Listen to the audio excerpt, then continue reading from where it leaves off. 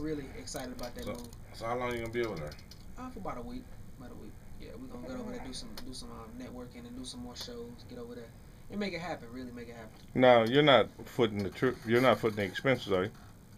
Oh no, we like I said, we pretty much we have investors, but for the most part, yeah, we do this independently, man. We building our name, we building the Okay. foundation, like I said. So we pretty much do everything independently. So basically, you're not looking for a major record deal. I mean, eventually we will. As of now, yeah, and no. Because it's like this. If something come along that's really not up to par with what we're doing, we're not gonna go with it. But if something come along that's what we're looking for and what we really been going for, then we'll negotiate some things. We'll take it into under consideration. So Okay. I'm sitting here listening. So what would you take under consideration? well, like well, You like you have to know what you're looking for. well, we like I said, we're looking to maintain creative control first and foremost. We don't want to go into a deal where um, you know the labels and the execs are really they start trying to change what you started. Because they're known for doing that. They get you and they make you into something that you were never meant to be. And I think that's where a lot of artists fail because they get in and the labels are making them do something and they're not comfortable with. And when we say maintain creative control, is if we go into a deal with somebody, we want to be able to put out what we feel and what's going to be best for us. Because the labels don't know me like my team know me or like my You know, fans know me. and I hear that and I respect that. I guess I'm a little different. You know, Hmm. I'm not a fan of the dreadlocks. Somebody tell me they give me $1 million to grow dreadlocks. I have dreadlocks all down my back. Uh-huh. You know, somebody tell me they'll give me $1 million to sag my pants. I walk around old man with pants sagging. No. So yeah, I mean, I guess I always say this, But Bam. I would I take the mean, money I on the don't front need end mhm. and then be who I want to be. And I say this to the rappers all the time. I'm gonna get the money and I'm gonna do it their way until I'm in a position to do it my way. When I get in, see, money is control. If I have the money, then I can do some things. But as long as I don't have the money, then I'm not in control. Well, You know? see, listen, I see what you're saying, but what if you do something like that and they turn you to something that you're not and you never take off, then you stuck.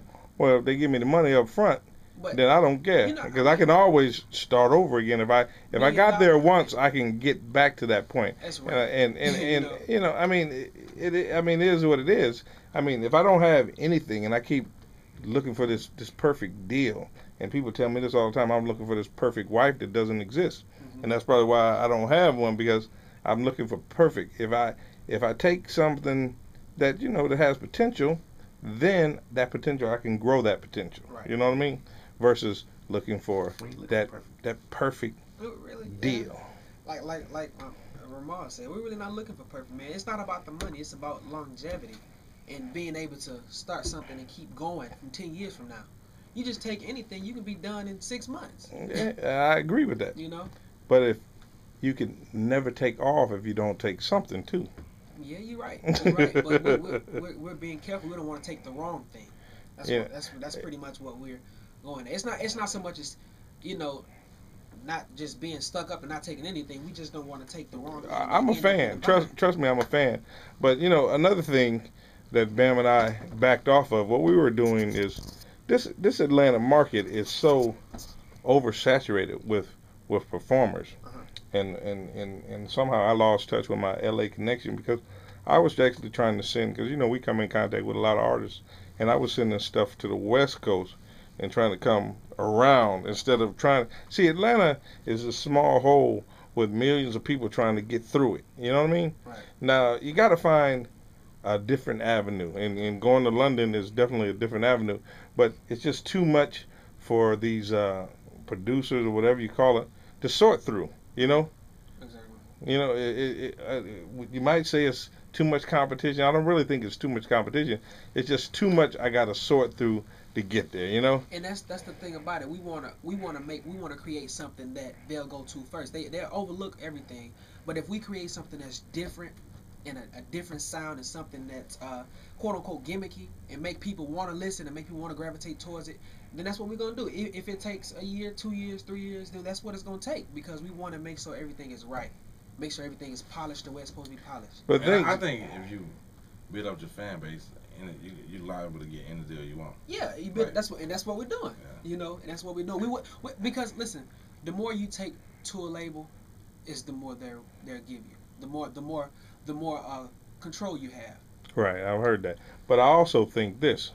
I think Puffy, Usher, Jay-Z could take you tomorrow and you'll be a star tomorrow. Yeah. And all the rest of that stuff is pointless to me. But you name some top names.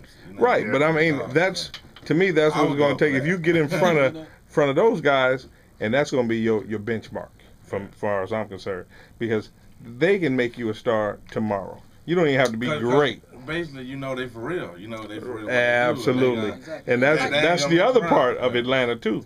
How do you distinguish who's for real and who's not?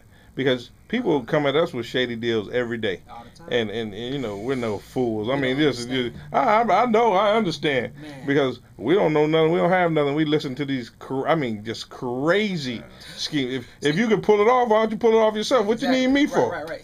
And the team Vedo, man, everybody, we've developed the mindset to where we know when something's going to be some bull or not. You know, but we still do it because we're not in a position right now to really turn down any type of show or any type of. And you never know who's gonna be You there. never know who's going to be there, and then, you know, some people get the big head and they be like, man, I ain't gonna do that. I ain't gonna do that. I will perform for 2 people like it's 2,000 people. I'll perform for 1 person like it's 1,000,000 people. You're taking me back to the Temptation show. You know, I will. They I still will. deserve a great show. You know, it doesn't matter who it is, man. And that- You know, but I that- perform Huh? hard. That's rare that we find somebody like that though. 'Cause Yeah. the people we ran across, you know, my manager, you know, I got to get back with my manager. That BS, somebody get back to their manager like they really official, Right. but they don't have 2 fans. Yeah, and You you're know, right about that. Might probably 2, yeah. One- We one- did. one- Did we tell you about the show we did and I'm gonna go ahead and drop the name, the Crow's Nest, and we did a show for the artists, and the object of the show was, for the admission of the show was $10. For every person that came in and said, if you were a part of that show, Vedo the singer, that we would pay you half that admission. Uh-huh.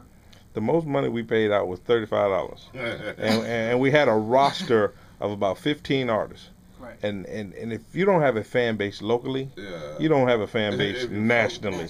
You can't get your family to come out. Whatever you Yeah, can if get. they don't believe in you, you know Yeah, that's a that was problem. incredible to me. But you're this top-notch singer. You can do all these things, but you can't get nobody to come out the house to live right down the street or walk across the street and see you perform. That's sad to me. I mean, it really is. Man, it's, you know, And we it's thought, crazy. we was on to something with that. Yeah, we thought we were gonna blow with that. I mean, and how we promoted it was Yeah. get paid to perform. Yeah. You know, we creative loafing, Craigslist, back pages, Everything. Facebook. You know, nobody came out. It wasn't worth our time anymore. You know. And it's just how it be, man. You know, and a lot of stuff isn't worth our time, but we still put the time in for it. You know, because you never know who's gonna be there. We might go to Crow's Nest one day and, you know, Jimmy Iovine sitting over in the corner somewhere. You know, you never know, because that's why we don't really do it. We don't turn down anything. You know, we've had some decent people turn out to our shows. We've had little Def Jam and BET, and you know, it was by our, Def Jam was we invited, BET was to our surprise.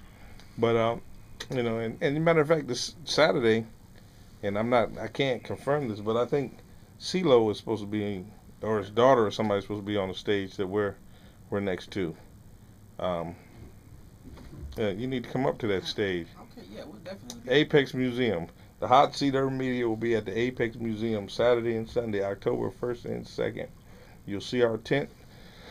Come up and say hello to us. Yeah, man, I'm going up there, y'all. Yeah, I'll yeah. be there. Well, you guys have our number. You can call us and we'll let you know what's going on down on our end, because you guys are going to be on the opposite end that we're going to be on. And Vedo will be performing. Vedo the singer will be performing at the Underground tomorrow. Yeah, 6:15. Kenny's Alley. Yep. You know, I'm not going to say what I feel about Kenny's Alley. Hey, man, you know, we performed on actually the big stage. It was a festival going on. We performed above over for 2 hour show. 2 hour show we had to do. That's when we had a live band. We had Okay. a live band and everything. So it was an excellent show, man. Excellent turnout. We did a show at Kenny's Alley. Matter of fact, you can go to our website, www.thehotseattakeovershow.com.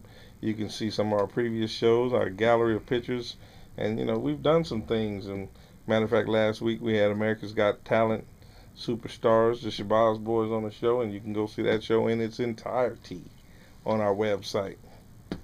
But man, this is